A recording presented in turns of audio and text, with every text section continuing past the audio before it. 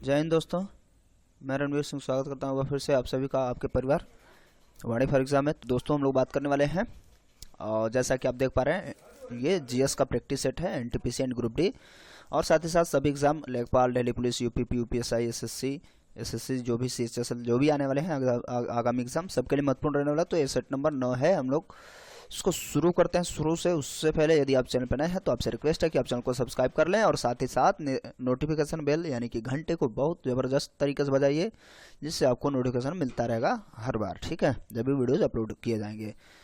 तो स्टार्ट कर देते हैं हम लोग। स्टार्ट से देखिए, अलाई दरवाज़ा किस विश्व विरासत स्थल में है, यानी कि किस विश्व विरासत स्थल में मतलब सम्मिलित है। तो कौन सा, देखिए हुमायूं का मकबरा, महाबोधि मंदिर, ये ध्यान से समझना है, यानी कि कहाँ पर अवस्थित है जो विश्व विरासत है। कॉमा लगाएंगे तो अच्छा लगेगा, है ना।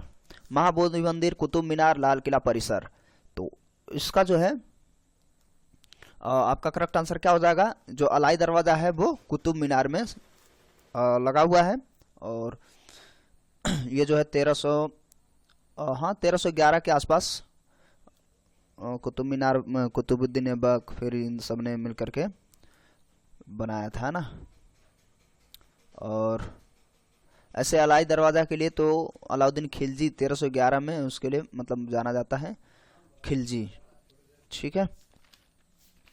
अब कहेंगे खिलजी जो है, और खिलजी का जो यहाँ पे रोल था कुतुबुद्दीन ऐबक, और उसके बाद क्या नाम था उसका, उसके बाद दूसरा जो राजा बनता है इल्तुतमिश, है ना। तो इन लोगों ने बनवाया तो था, कंप्लीट कराया था, और लेकिन ये 1311 में अलाउद्दीन खिलजी द्वारा इसको लगवाया गया था, ठीक है, ये याद रखेंगे। फिलहाल कुतुब मीनार किस दवा का एक मधुमेह रोधी दवा के रूप में प्रयोग किया जाता है। मधुमेह रोधी ऐसे लग रहा है मेटफॉर्मिन, जोलापिन और पोमेथाइनिन, हाइड्रोलोजिन। आप जानते हैं, यानी कि आपका जो पहले बात तो हम लोग आंसर पे बात करते हैं। इसका जो करेक्ट आंसर हो जाएगा मेटफॉर्मिन। तो जो मेटफॉर्मिन डायबिटीज़ के लिए ये दवा है ना, बीपी ब्लड प्रेशर के लिए। तो इसका जो है डायबिटीज़ 2 से संबंधित, डायबिटीज़ टाइप 2 से जो पीड़ित रोगी होते हैं उसके लिए मेटफॉर्मिन का प्रयोग करा जाता है, ठीक है। और इसके लिए क्या है, इंसुलिन की खोज की गई थी, है ना। इंसुलिन आप तौर पे इसको जाना जाता है। तो इंसुलिन आप ढूंढ रहे थे, लेकिन यहाँ पे मेटाफॉर्मिन था, तो इसका इंसुलिन भी करेक्ट आंसर होएगा, ठीक है।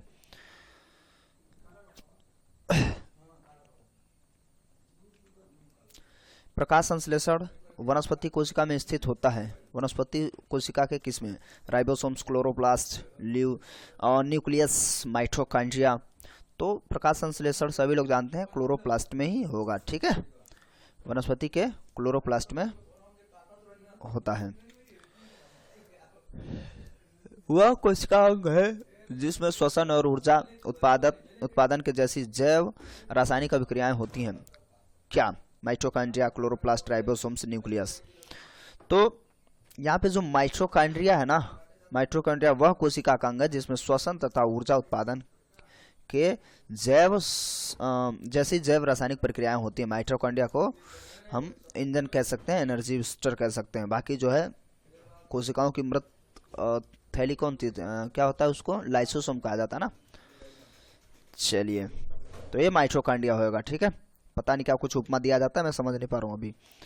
यहाँ देखते हैं, जब एक S और एक P कक्षी को संकृत किया जाता है तब, ये देखिए केमिस्ट्री से आ गया, पीरियोडिक टेबल से SPDF से, है ना। तो आमतौर पे आप जानते हैं S के जो है इसमें जो सहसंयोजक बंध, यानी हम कहते तो कक्षकों की संख्या 2 होती है, P में 6 और D में 10, F में 14, ठीक है। और F आपको पता है लेंथेनाइड एक्टेनाइड में प्रयोग किया जाता है, और ये पहले और दूसरे आवर्त में, और ये लास्ट वाले जो P होता है लास्ट वाले में। बाकी जो कम से यहाँ से ऐसे होते हैं उस वाले में पूरा D होता है। फिलहाल हम लोग पहले आंसर को ढूंढते हैं। हमें एक समतल पर 3 कक्ष प्राप्त होते हैं, हमें 180 अंश पर 2 कक्ष प्राप्त होते हैं। क्या कहा था, S और P कक्षीय को संकृत किया जा सकता है। तो संकरित करने के लिए कह रहा है। तो यहाँ देखिए हमें 180 अंश पर 2 कक्ष प्राप्त होते हैं, इसको थोड़ा सा समझ लीजिएगा, है ना। तो इसे हम हाइब्रिडाइजेशन रेखी कह सकते हैं, जो 180 अंश पे इसे S और P एक साथ रखेंगे तो ये हाइब्रिड हो जाता है, ठीक है, जो 180 अंश पर इसका निर्माण होता है, ठीक है। और इस तरीके से हम समझ सकते, जैसे मैग्नीशियम हाइड्राइड है, उसमें मैग्नीशियम हाइब्रिडाइज यानी 3p कक्षकों में जोड़ दिया जाएगा।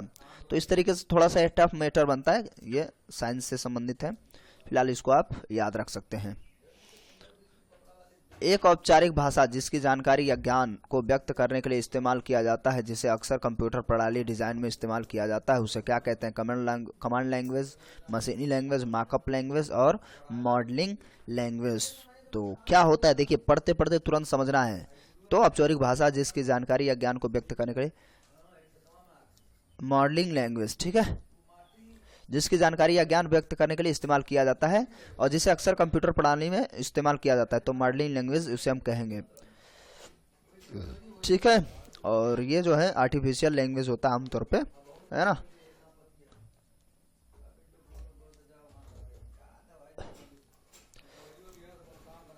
विशेषताओं का उनकी बाजार संरचना के लिए उत्पादन निर्धारित करने की राह चलेगी। ध्यान से समझना है, ये और चारों ऑप्शन है।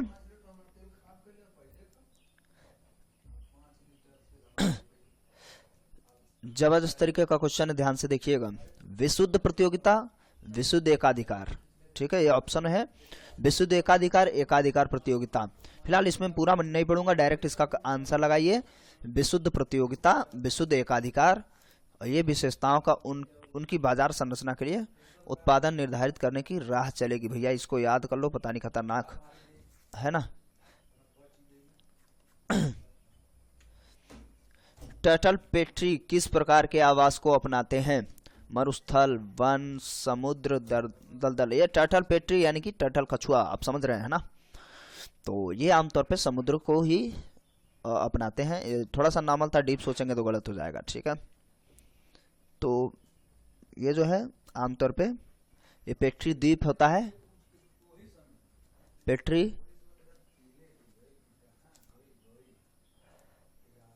पेट्री द्वीप जो है आमतौर पे रंग बिरंगे कछुओं के लिए जाना जाता है, जो समुद्र के किनारे हैं, ठीक है। और बहुत सारे कछुआ आप जानते हैं, मरुस्थल में भी, तालाब में भी, दलदल में भी रहते हैं। बांदीपुर राष्ट्रीय उद्यान किस राज्य में है? मध्य प्रदेश, राजस्थान, कर्नाटक, छत्तीसगढ़। देखिए ऐसे भी क्वेश्चन पूछा जाता है, तो ये बांदीपुरा जो है कर्नाटक राज्य में अवस्थित है, बांदीपुर राष्ट्रीय उद्यान, ठीक है। और ये जो है टाइगर प्रोजेक्ट टाइगर के नाम से जाना जाता है, ठीक है। और ठीक है, फिर आगे चलते हैं। भारत का सबसे पहला समाचार पत्र कौन सा है? तो सभी जानते हैं, बंगाल गजट, ठीक है। 1780 में सर्वप्रथम बंगाल गजट को प्रकाशित किया गया था, ठीक है। और ये जो है कलकत्ता से स्टार्ट हुआ था। यह आपके लिए प्रश्न, भारत के किस राज्य का सबसे लंबा समुद्री किनारा है? केरल, तमिलनाडु, महाराष्ट्र, गुजरात। तो क्या होगा करेक्ट आंसर? आप 1 2 3 करके या ABCD करके भी आप करेक्ट आंसर लिख सकते हैं। ये वीडियो कैसा लगा कमेंट करके जरूर बताएंगे। मिलते हैं अगले वीडियो में, तब के लिए नमस्कार, जय हिंद, जय भारत।